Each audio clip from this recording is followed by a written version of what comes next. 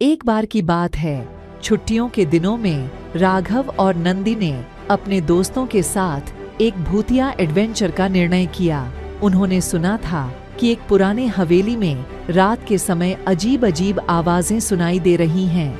राघव, जो हमेशा से रोमांचक कहानियों के शौकीन थे, अपने दोस्त नंदी को साथ लेकर हवेली की ओर बढ़े। जब वे हवेली के पास पहुंचे तो वहां से आने वाली खिसकती हवा ने उनकी श्वास रोक दी। धीरे धीरे हवेली का दरवाजा खुला और वहां बैठे एक पुराने बूढ़े आदमी ने राघव और नंदी को बुलाया। उन्होंने कहा, तुम्हारा यह जज्बा सलाही है, पर सावधान रहो, क्योंकि इस हवेली में कुछ अजीब हो रहा है।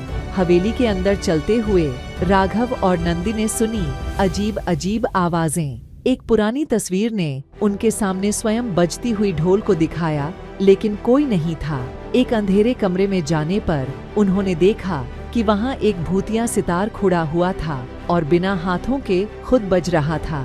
धीरे धीरे सामने आए बूढ़े आदमी ने बताया कि यह सितार उसकी पुरानी प्रेम कहानी को सुनाता है, जो इस हवेली के दीवारों में समाहित है। आखिरकार राघव और नंदी ने समझा कि यह हवेली भूतों की नहीं, बल्कि पुरानी कहानियों और प्रेम की एक अद्वितीय तस्वीरों की कहानी है। उन्होंने समझा कि सत्य सच्चे दिलों को महसूस करते हैं, चाहे वह जिस भी रूप में हो।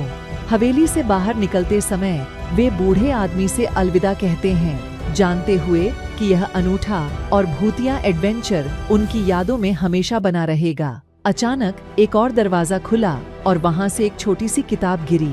राघव ने उसे उठाया और देखा कि यह वही किताब है जिसमें उनके दादाजी की कहानियां थीं।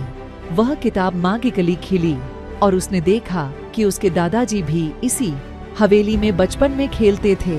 वे देखते रहे कि वही सितार और ढोल उनके दादाजी की कहानियों का हिस्सा थे, और बूढ़े आदमी ने उन्हें बताया कि इस हवेली में बसी रहस्यमयी कहानियां हमेशा जिंदा रहती हैं, बस उन्हें महसूस करने की आवश्यकता है। राघव और नंदी ने हवेली से बाहर निकलते समय देखा कि रात की चांदनी में हवेली और भी मैजिकली दिख रही थी।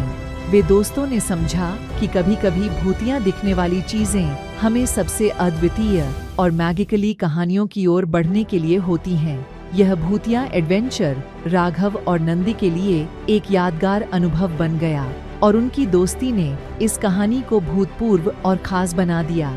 हवेली की चांदनी में वे दोनों मुस्कुराए और घर की ओर बढ़े, जानते हुए कि कहानियों की जादूगरी दुनिया हमेशा उनके साथ है।